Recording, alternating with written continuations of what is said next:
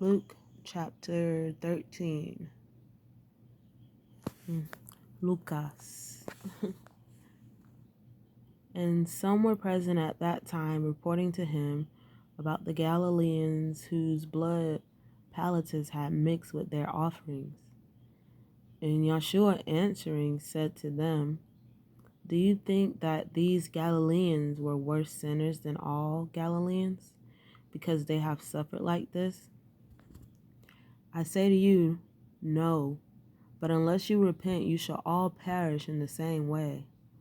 Or those 18 on whom the tower in Shiloh fell and killed them, do you think that they were greater offenders than all other men who dwelt in Jerusalem? I say to you, no. But unless you repent, you shall all perish in the same way." And he spoke this parable.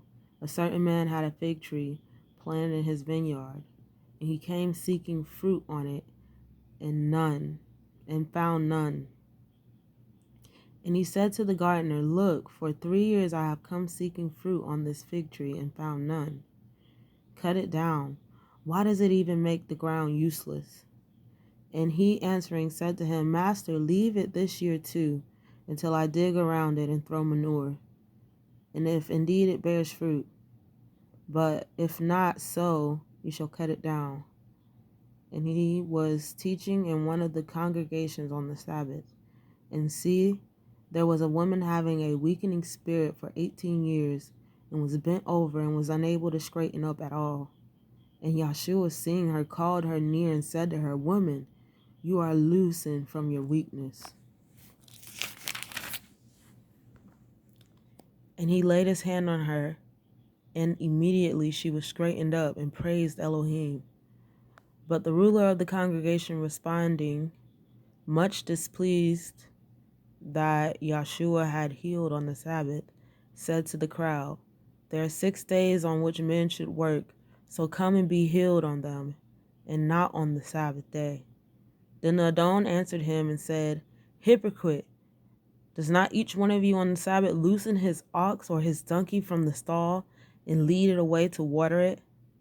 And this one, being a daughter of Abraham, whom Satan has bound, look, for 18 years, should she not be loosened from this bound on the Sabbath?" And when he said this, all his opponents were put to shame, and all the crowd rejoiced for all the splendor being done by him. Therefore he said, "What is the reign of Elohim like? And to what shall I compare it? It is like a mustard seed which a man took and threw into his garden, and it grew and became a large tree, and the birds of the Shemayim nested in its branches." And again he said, "To what shall I compare the reign of Elohim? It is like leaven which a woman took and hid in 3 measures of flour until it was all leavened." And he was going through the cities and villages teaching and journeying towards Jerusalem. And someone said to him, "Adonai, are there few who are being saved?" And he said to them, "Strive to enter through the narrow gate, because many, I say to you, shall seek to enter in and shall not be able. When once the Adon of the house has risen up and shut the door, and you begin to stand outside and knock at the door, saying, 'Adonai, Adonai, open for us,' and he shall answer and say to you, 'I do not know you, where you are from.' Then you shall begin to say, 'We ate and drank in your presence, and you taught in our streets.' But he shall say, 'I say to you, I do not know you, where you are from. Depart from me, all you workers of unrighteousness.' There shall be weeping and gnashing of teeth when you see Abraham and Isaac and Jacob and all the Neviim in the reign of Elohim, and yourselves thrown outside. And they shall come from the east and the west and from the north and the south, and sit down in the reign of Elohim. And see, there are last who shall be first, and there are first who shall be last. On the same day there came certain Pharisees, saying to him, 'Get out and go from here, for Herodes wants to kill you.' And he said to them, 'Go say to that fox, see, I cast out demons and perform healings today and tomorrow, and the 3rd day I shall be perfected.